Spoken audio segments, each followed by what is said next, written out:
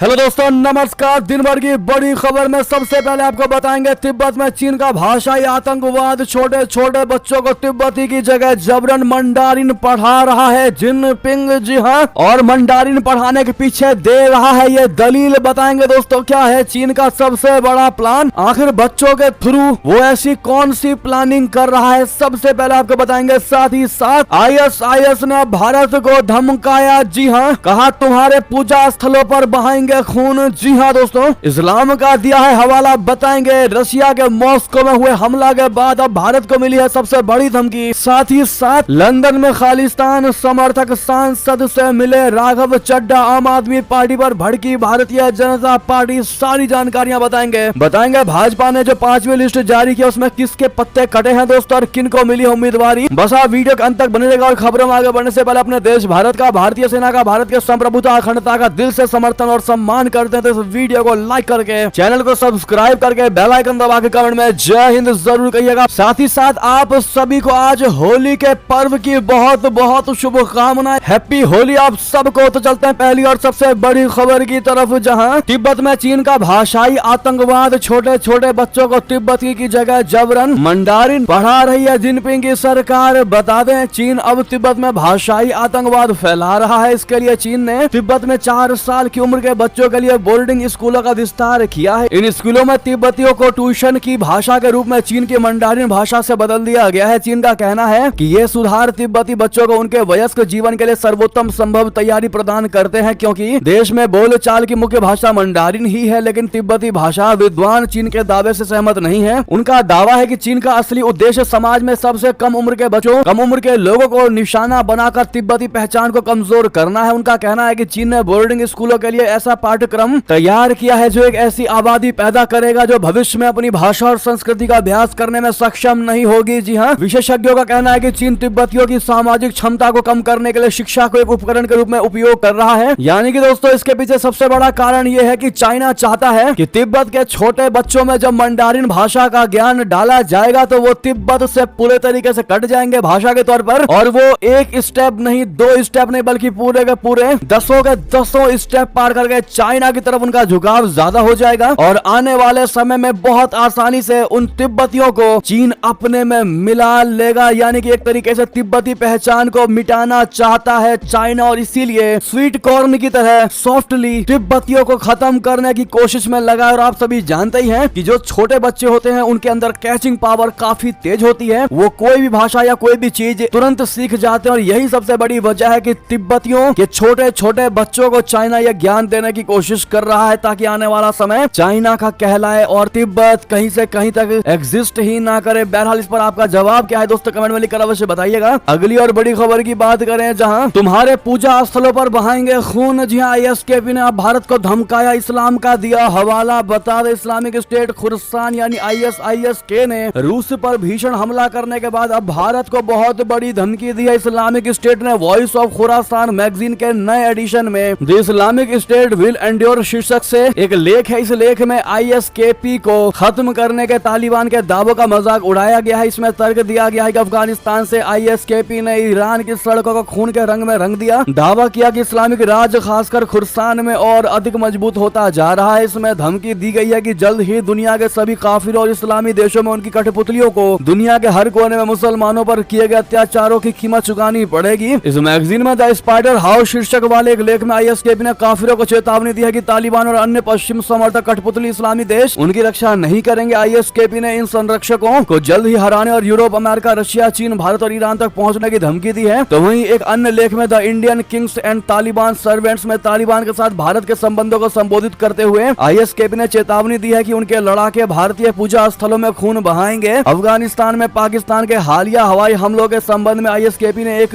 अलग लेख में नागरिक मौत के लिए त्वरित प्रतिशोध का दावा किया है। जी हाँ, ऐसे में रशिया के मॉस्को में हुए उस बड़े आतंकी हमले के बाद इसी आतंकी ने अब भारत को धमकी दी है और मंदिरों में खून बहाने की बात कही है। वाकई में भारत में सुरक्षा व्यवस्था हमेशा से चौकन्नी है दोस्तों, हमेशा से चाक चौबंद है। लेकिन इन हमलों के बाद और इन धमकियों के बाद भारत की सेना और भी ज्यादा अलर्ट हो चुकी है। साथ ही सिंगापुर में जयशंकर जी ने आतंकवादियों पर अपना रुख क्लियर किया है। भारत का रुख क्लियर किया, कहा कि दहशतगर्द हर भाषा में सिर्फ आतंकी ही है, उसका कोई बचाव नहीं होना चाहिए। जी हाँ, विदेश विदेश मंत्री जयशंकर जी ने आतंकवाद को लेकर रविवार को बड़ा बयान दिया। उन्होंने कहा कि किसी भी भाषा में एक आतंकवादी आतंकवादी ही होता है। अलग अलग व्याख्या के आधार पर आतंकवाद का बचाव नहीं करने दिया जाना चाहिए। जयशंकर जी ने कहा कि कूटनीति में विभिन्न देश अपनी संस्कृति, परंपराओं और कभी कभी अपनी भाषा या अवधारणाओं को चर्चा में लाते हैं। उन्होंने कहा यह भी स्वाभाविक है कि अलग अलग दृष्टिकोण होंगे। कूटनीति का मतलब इसे सुलझाने और किसी तरह की सहमति पर पहुंचने का रास्ता ढूंढना है। जी हाँ, जयशंकर जी ने कहा कि कुछ मुद्दे ऐसे होते हैं जब स्पष्टता होती है और कोई भ्रम नहीं होता। उन्होंने आतंकवाद का उदाहरण देते हुए कहा कि आप इसे किसी भी भाषा में ले सकते हैं, लेकिन आतंकवादी किसी भी भाषा में आतंकवादी ही होता है। जी हाँ, तो वहीं आपको बता दो सिंगापुर में जयशंकर जी ने कहा कि आर्टिकल 370 हटने से जम्मू कश्मीर में दिखने लगा है बदलाव। जी हाँ, उन्होंने कहा कि ये अस्थायी यानी टेम्परेरी प्रावधान था। इसने कई प्रगतिशील कानूनों को जम्मू कश्मीर और लद्दाख में लागू होने से रोक रखा था। इससे एक देश के रूप में हमें नुकसान हुआ। सिंगापुर में भारतीय समुदाय के सदस्यों को संबोधित करते हुए जयशंकर जी ने कहा कि आर्टिकल 370 हटने के बाद जो बदलाव हुए हैं उसके फायदे भी अब दिखने लगे हैं। उन्होंने कहा कि अब जम्मू कश्मीर में जो बदलाव हुए हैं उसका फायदा आप देख ही सकते हैं। बहरहाल कौन कौन मानता है कि 370 हटने के बाद जम्मू कश्मीर अब और ज्यादा जन्नत बन गई है, बताइएगा जरूर। नेक्स्ट खबर बता दें, लंदन में खालिस्तान समर्थक सांसद से मिले राघव चड्ढा। आम आदमी पार्टी पर भड़की भारतीय जनता पार्टी। बता दें, भारतीय जनता पार्टी ने शनिवार को आम आदमी पार्टी के सांसद राघव चड्ढा की ब्रिटिश लेबर सांसद प्रीत गिल से मुलाकात करके सवाल उठा दिया। भगवा पार्टी ने खालिस्तान अलगाववाद की वकालत करने वाले और सामाजिक तौर पर भारत विरोधी भावनाओं को भड़काने वाले नेता से मिलने के लिए आप सांसद की निंदा की है। आपको बता दें कि राघव चड्ढा के बारे में कहा जाता है कि वे इन दिनों आंखों के इलाज के लिए लंदन में हैं। भाजपा लोगों से अपील करते हुए कहा कि हमें सतर्क रहना होगा, इन ताकतों को पहचानना ही होगा और उन्हें हराना ही होगा। बीजेपी आईटी विभाग के प्रमुख अमित मालवीय ने एक्स पर पोस्ट करते हुए कहा है कि मैं जेल में बंद अरविंद केजरीवाल की पत्नी की इस बात से पूरी तरह से सहमत हूँ जिसमें वो कहती है कि देश के अंदर और बाहर ऐसी ताकतें हैं जो देश को कमजोर कर रही हैं। अमित मालवीय ने राघव चड्ढा और गिल की एक तस्वीर भी पोस्ट किया। बीजेपी नेता ने लिखा वो शायद ये बताना चाहती है कि आम आदमी पार्टी सांसद राघव चड्ढा ब्रिटिश लेबर सांसद प्रीत गिल के साथ क्या कर रहे हैं। गिल खुले तौर पर अलगाववाद की वकालत करती है, ब्रिटेन भारत विरोधी अभियान के लिए धन जुटाते हैं, लंदन में इंडिया हाउस के बाहर हिंसक विरोध प्रदर्शन के लिए फंड देते हैं, लगातार भारत और मोदी विरोधी पोस्ट करते हैं, उनके सोशल मीडिया अकाउंट पर हिंदू विरोधी सामग्री भरी हुई है। ऐसे में खालिस्तानी समर्थक सांसद प्रीत गिल से राघव चड्ढा का मुलाकात करना अगर आप भी मानते हैं कि जवाबदेही होना चाहिए तो अपनी राय अवश्य दीजिएगा, क्योंकि लगातार खालिस्तानियों से जुड़ी भारत विरोध में खबरें आती रहती हैं और उसका सबसे बड़ा अगर कुछ बैकबोन है उन खालिस्तानियों का तो वो है फंडिंग, जो कि खालिस्तान के सांसद फंडिंग जमा करते हैं और भारत विरोधी बयानबाजी या भारत विरोधी धमकियां देते हैं। अगली खबर की बात करें, जहां पर पाकिस्तान में होली का महाजश्न, जहां हुआ मुगल बादशाह अकबर का जन्म, वहां जमकर उड़ रहा रंग। आपको बता दें होली का त्योहार वैसे तो आज के दिन मनाया जा रहा है, लेकिन इसको लेकर पूरे देश में अभी से ही यानी कल से ही जश्न शुरू हो चुका है। देश के अलग अलग हिस्सों में होली खेले जाने के वीडियोस दिखाई देने लगे हैं। ऐसे में कई लोगों के मन में ये सवाल जरूर उठता होगा कि पड़ोसी देश पाकिस्तान में होली को लेकर किस तरह का माहौल है। तो आपको बता दें दोस्तों, पाकिस्तान में भी हिंदू समुदाय निश्चित दिन से पहले ही होली का जश्न मनाने लगा है। पाकिस्तान से हिंदू समुदाय के होली खेलने के वीडियोस सोशल मीडिया पर आने लगे हैं। पाकिस्तान के सिंध प्रांत में स्थित उमरकोट में तो होली खेलने के लिए काफी भीड़ जमा हो गई। उमरकोट में होली के रंग में हिंदू और मुस्लिम दोनों एक साथ रंगे नजर आए। जी हाँ, आपको बता दें सिंध के उमरकोट में हिंदुओं की बड़ी आबादी रहती है। कभी राजपूत राजाओं का गढ़ रहे इस शहर से होली की कई तस्वीरें और वीडियो सामने आई है, जो आप स्क्रीन पर भी देख पा रहे हैं। सिर्फ हिंदू ही नहीं बल्कि दोस्तों वहाँ मुस्लिम समुदाय भी रंग में रंगे दिखाई दिए हैं। साथ ही साथ नेक्स्ट खबर आपको बता दें, जहां पर मॉस्को कॉन्सर्ट हॉल अटैक पर पुतिन का सबसे बड़ा बयान, कहा उन्हें छोड़ेंगे नहीं। जी हाँ, रशिया की राजधानी मॉस्को में हुए आतंकी हमले को लेकर राष्ट्रपति व्लादिमीर पुतिन ने बयान जारी किया। उन्होंने कहा कि हमने एक आतंकी हमला देखा है, ये आतंकवादी हमारे लोगों को पॉइंट ब्लैंक रेंज से मारना चाहते थे। हम सभी की शिनाख्त करेंगे और उन्हें नहीं बख्शेंगे। हम समझते हैं कि आतंकी हमला क्या होता है। हम उम्मीद करते हैं कि बाकी देश भी आतंकवाद के खिलाफ हमारा साथ देंगे। हमारा फर्ज है अभी हम एकजुट हो। आतंकियों ने बेगुनाहों को निशाना बनाया है। दोस्तों इस मुद्दे पर पूरा समर्थन है भारत का। प्रधानमंत्री नरेंद्र मोदी जी ने भी क्लियर कहा हुआ है कि इस आतंकी हमले की वजह से हम भी स्तब्ध हैं, बिल्कुल चौंक चुके हैं और हम पूरा समर्थन करेंगे रशिया का और रशिया के लोगों के साथ पूरा भारत खड़ा है। बहरहाल दोस्तों आप लोग भी यहाँ रशिया के साथ खड़े हैं इस आतंकी वाले मुद्दे पर, बताइएगा जरूर, क्योंकि बेगुनाहों की जान जाना क्या होता है भारत से बेहतर कोई और देश नहीं समझ सकता। हमने झेला हुआ है, हम ये महसूस कर सकते हैं। ऐसे में रशिया को आप लोग सपोर्ट जरूर दीजिए। लीजिएगा। नेक्स्ट खबर आपको बता दें, इतना ही नहीं, पुतिन की एजेंसी ने CIA लिंक का किया है जिक्र। आखिर मॉस्को के कॉन्सर्ट हॉल पर हुए हमले में क्या है अमेरिका का कनेक्शन, आपको बता दें। पुतिन की टॉप सुरक्षा एजेंसी ने हमले में अमेरिकी लिंक की ओर इशारा किया है। संडे गार्डियन की रिपोर्ट के अनुसार रशिया की सुरक्षा एजेंसियों के करीबी माने जाने वाली संस्थाओं ने देर रात एक इनपुट में हमलावरों के बारे में जानकारी दी। इनपुट में एजेंसियों के हवाले से दावा किया गया कि खोरासानी ISIS के और अमेरिका की खुफिया एजेंसी CIA के बीच एक मध्यवर्ती कड़ी था। दावे के मुताबिक भर्ती होने के बाद इन चारों को तुर्की की एक खुफिया एजेंसी ने ऑपरेशन को अंजाम देने के निर्देश दिए थे। ऑपरेशन को अंजाम देने के बाद उन्हें यूक्रेन भागना था, जहां से उन्हें तुर्की लेकर जाया जाना था। तुर्की से खुफिया एजेंसियां इन्हें सलमान खोरासानी के पास पहुंचाने वाली थी। इनपुट से यह पता नहीं चला कि इसमें कौन सी खुफिया एजेंसी शामिल थी, लेकिन इसमें अमेरिका का खुफिया एजेंसी CIA के सम्मिलित होने की बात कही जा रही है। और बात किसी और ने नहीं बल्कि पुतिन की एजेंसी ने बहुत बड़ा खुलासा किया है। क्या लगता है आपको दोस्तों, क्या ऐसा हो सकता है? अमेरिका लिंक हो सकता है रशिया में आतंकवादी हमले में? बताइएगा जरूर आप, जहां तक अनुमान लगा सकते हैं। साथ ही साथ अगली खबर बता दें, तनावपूर्ण संबंधों के बीच पाकिस्तान अफगानिस्तान करेंगे व्यापार वार्ता। जी हां, पाकिस्तान और अफगानिस्तान के आपसी संबंधों में तनाव के बीच दोनों देश व्यापार से संबंधित मुद्दों पर चर्चा करेंगे। इस सिलसिले में पाकिस्तान के वाणिज्य मंत्रालय का एक प्रतिनिधिमंडल सोमवार को अफगानिस्तान का दौरा करेगा। विदेश मंत्रालय की प्रवक्ता मुमताज जहरा बलूच ने कहा कि वाणिज्य सचिव खुर्रम आगा व्यापार संबंधित मामलों पर चर्चा के लिए 25 मार्च को अफगानिस्तान की 2 दिवसीय यात्रा करेंगे। उन्होंने एक्स पर पोस्ट में कहा कि पाकिस्तान अफगानिस्तान के साथ व्यापार और आपसी संबंधों को बढ़ावा देने के लिए प्रतिबद्ध है। जी हाँ, अभी हाल ही में इन दोनों देशों के बीच में तनाव भरी स्थिति थी, जब पाकिस्तान ने एयर स्ट्राइक किया था अफगानिस्तान पर और तालिबान ने भी जमकर जवाब दिया था पाकिस्तान का। और अब ऐसे में इस तनावपूर्ण माहौल के बीच पाकिस्तान और अफगानिस्तान के बीच व्यापार वार्ता कहीं ना कहीं दुश्मनी को प्यार में बहाल करने की कोशिश की जा रही है। नेक्स्ट खबर बताते, बौद्ध धर्म पाकिस्तान से दक्षिण कोरिया पहुंचा है। जी हाँ दोस्तों, सियोल में पाकिस्तानी राजदूत की बेशर्मी तो देखें, ऐसा बयान दे रहे हैं जिसका न हाथ है न पैर। जी हाँ, कंगाल की दहलीज पर खड़ा पाकिस्तान अब दूसरे देशों के साथ व्यापार के लिए झूठ बोलने से भी बाज नहीं आ रहा। हाल में ही सियोल में तैनात पाकिस्तानी राजदूत ने दावा किया है कि बौद्ध धर्म पाकिस्तान से दक्षिण कोरिया पहुंचा था। हालांकि सच्चाई ये है कि बौद्ध धर्म अखंड भारत से दक्षिण कोरिया समेत पूरी दुनिया में फैला था। तब पाकिस्तान का कोई वजूद नहीं था। पाकिस्तान के बनने के बाद इस देश में बौद्ध धर्म के खिलाफ धार्मिक अभियान चला। पूरे देश में बौद्ध मठों मूर्तियों को तोड़ा गया। कौन भूल सकता है कि पाकिस्तान की शय पर तालिबान की सरकार ने अफगानिस्तान के बमियान में विशाल बौद्ध प्रतिमाओं को उड़ा दिया था। तब पाकिस्तान में इसका जश्न भी मनाया गया था। आज वही पाकिस्तान व्यापार और पैसों के लिए बौद्ध धर्म की दुहाई दे रहा है। जी हाँ, ऐसे में इस हास्यास्पद बयान के लिए और कम बुद्धि बयान के लिए आप क्या कहना चाहेंगे दोस्तों, बताइएगा जरूर। अगली खबर बता दें, रशिया के बाद अब इस देश में बंदूकधारियों के अंधाधुंध फायरिंग, पुलिस स्टेशन को बनाया निशाना। जी हाँ, रशिया की राजधानी मॉस्को के कॉन्सर्ट हॉल में हुए आतंकी हमलों की आग अभी ठंडी भी नहीं हुई कि एक और पूर्व सोवियत देश में हमला हो गया। इस बार हमलावरों ने आर्मेनिया को निशाना बनाया है। आर्मेनिया के आंतरिक मंत्रालय ने कहा कि रविवार को 3 हथियारबंद लोगों ने आर्मेनियाई राजधानी येरेवन के नोर्ग जिले में एक पुलिस स्टेशन पर हमला करने की कोशिश की। इसमें कहा गया है कि प्रारंभिक जानकारी के अनुसार 3 में से 2 लोग अपने साथ ले जा रहे हथगोले में विस्फोट के कारण घायल हो गए। नेक्स्ट खबर बताते, चीन के लिए रणनीतिक आपदा बना भारत की जमीन हड़पना। जिनपिंग के लिए आगे कुआं पीछे खाई जैसा सिचुएशन। बता दे, चीनी राष्ट्रपति शी जिनपिंग के लिए भारत की जमीन हड़पना एक रणनीतिक आपदा बन गया है। ऐसे में जिनपिंग के सामने बिना हारे भारत के साथ हिमालय में जारी संकट को दूर करने की चुनौती है। भारत और चीन के बीच लाइन ऑफ एक्चुअल कंट्रोल यानी LAC जारी टकराव अपने 5वें वर्ष में प्रवेश करने वाला है। अकेले लद्दाख में दोनों देशों के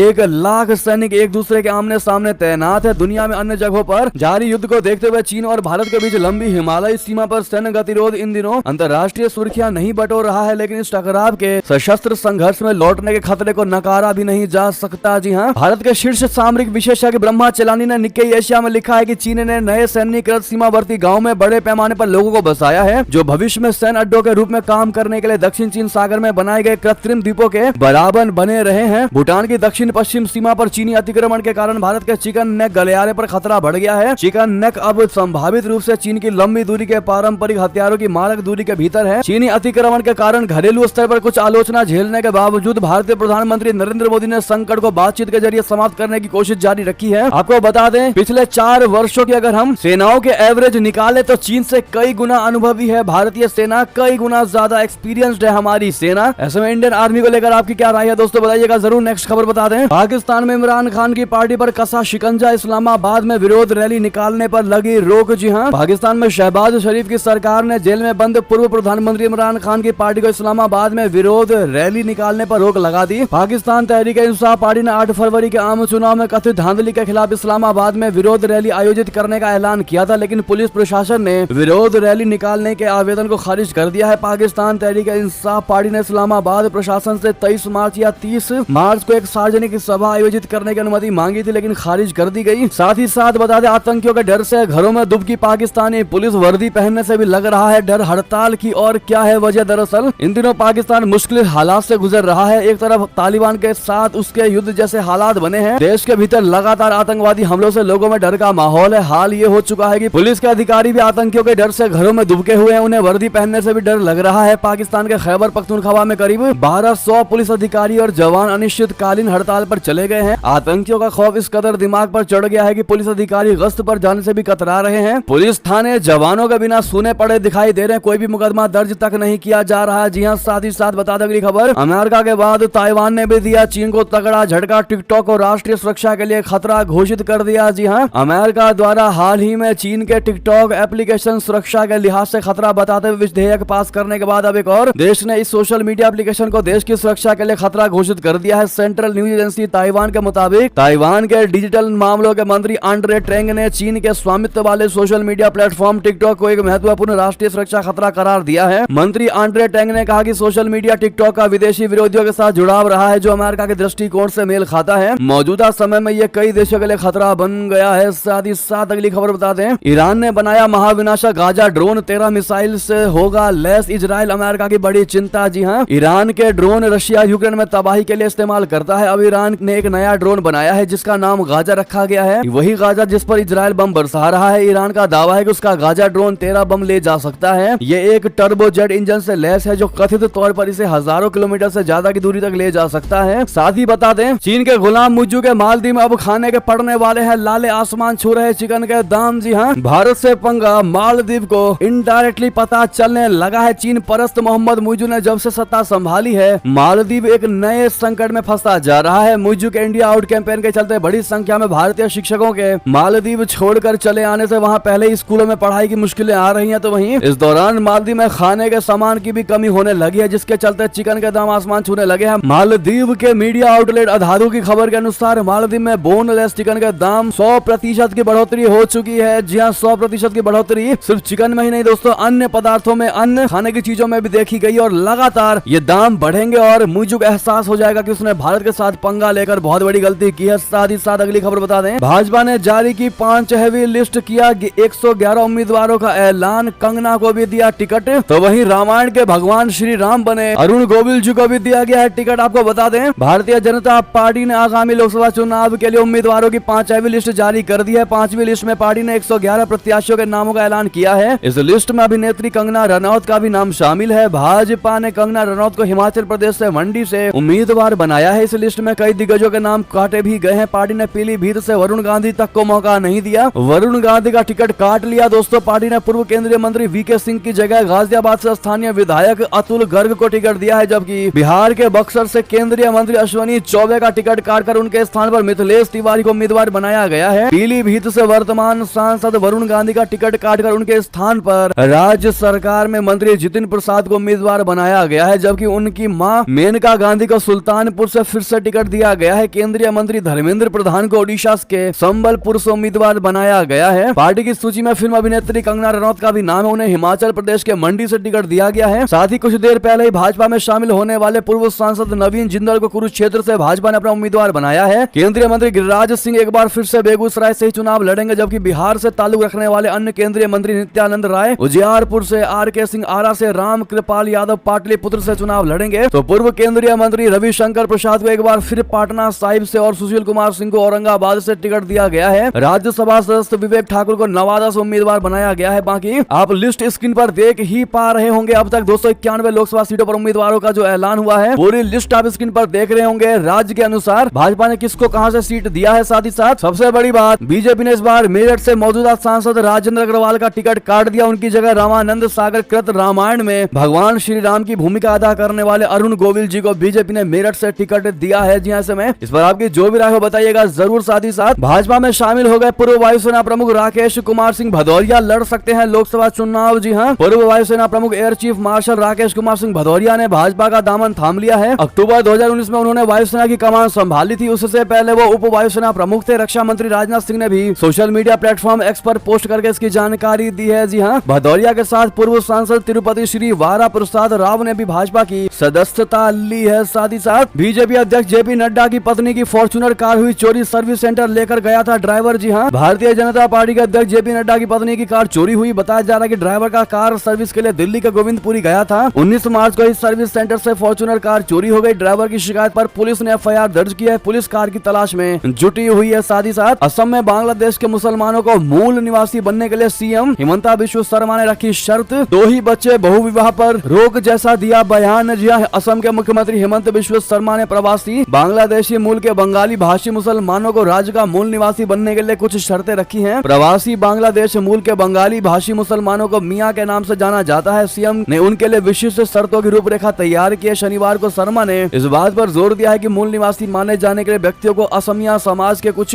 कल्चरल मानदंडों और प्रथाओं का पालन करना होगा। सीएम ने मूल निवासी बनने के लिए कुछ शर्तें जो रखी हैं वो इस प्रकार से हैं। कंडीशंस कि जिनमें परिवार में 2 बच्चे हों, बहुविवाह से बचना और नाबालिग बेटियों की शादी को रोकना शामिल है। मुख्यमंत्री ने कुछ समूहों द्वारा सतरस यानी वैष्णव मठों की भूमि पर अतिक्रमण पर चिंता व्यक्त करते हुए असमिया सांस्कृतिक मूल्यों का सम्मान करने के महत्व पर भी जोर दिया। नेक्स्ट खबर बता दें, 1 अप्रैल से होंगे बड़े बदलाव, बड़े नियम। फास्टैग, एसबीआई क्रेडिट कार्ड से लेकर पीएफ तक 1 अप्रैल से बदल जाएंगे। पैसे और टैक्स से जुड़े नियम आपको बता दें, 1 अप्रैल से नए वित्तीय वर्ष की शुरुआत हो जाएगी। नए फाइनेंशियल ईयर की शुरुआत के साथ ही काफी कुछ बदल जाएगा। आपके पैसों से जुड़े नियम में भारी बदलाव हो जाएंगे। फाइनेंशियल ईयर 2024 टू 25 की शुरुआत होने के साथ ही आपके जीवन में पैसों और सेविंग से जुड़े कई अहम बदलाव देखने को मिलेंगे। फास्टैग से लेकर पर्सनल फाइनेंस, इन्वेस्टमेंट स्कीम और बाकी पैसे रुपयों से जुड़े कई बदलाव 1 अप्रैल से प्रभावी हो रहे हैं। इन बदलावों का असर सीधा आपकी जेब पर पड़ने वाला है। अब आपको बताते हैं 1 अप्रैल से क्या क्या अहम बदलाव होंगे जिनका असर देश के हर मिडिल क्लास पर पड़ेगा। सबसे पहला है फास्टैग का नियम। 1 अप्रैल से फास्टैग से जुड़ा बड़ा बदलाव होने जा रहा है। अगर आपने अपनी कार के फास्टैग की बैंक से केवाईसी अपडेट नहीं कराई है तो आपको 1 अप्रैल से दिक्कत हो सकती है। 31 मार्च के बाद बिना केवाईसी वाले फास्टैग को बैंक डीएक्टिव या ब्लैक लिस्ट कर सकती है। दूसरा है एनपीएस सिस्टम में बड़ा बदलाव। नए वित्तीय वर्ष में एनपीएस पर यानी नेशनल पेंशन सिस्टम में बदलाव होने जा रहा है। अप्रैल महीने से पेंशन फंड नियामक यानी पीएफआरडीए नेशनल पेंशन सिस्टम के मौजूदा लॉगिन प्रोसेस में बदलाव करने का फैसला किया है। तीसरा है पैन को आधार से लिंक करने की डेडलाइन। पैन को आधार से लिंक करने के लिए कई बार डेडलाइन को बढ़ाया गया। पैन कार्ड को आधार कार्ड से लिंक कराने की अंतिम तारीख 31 मार्च 2024 है। इसके बाद भी यदि कोई नियम फॉलो नहीं करता है यानी पैन को आधार से लिंक नहीं करता तो उसका पैन नंबर रद्द कर दिया जाएगा। तो वहीं सबसे बड़ा नियम ईपीएफओ का नियम है दोस्तों, जहां पर नए वित्तीय वर्ष में ईपीएफओ में भी बड़ा बदलाव होने वाला है। 1 अप्रैल से कर्मचारी भविष्य निधि संगठन नए नियम लागू करने जा रही है, जिसके तहत यदि आप नौकरी चेंज भी करते हैं तो आपका पुराना पीएफ ऑटो मोड में ट्रांसफर हो जाएगा। जी हाँ, एसबीआई क्रेडिट कार्ड की बात करें तो 1 अप्रैल से अगर आपने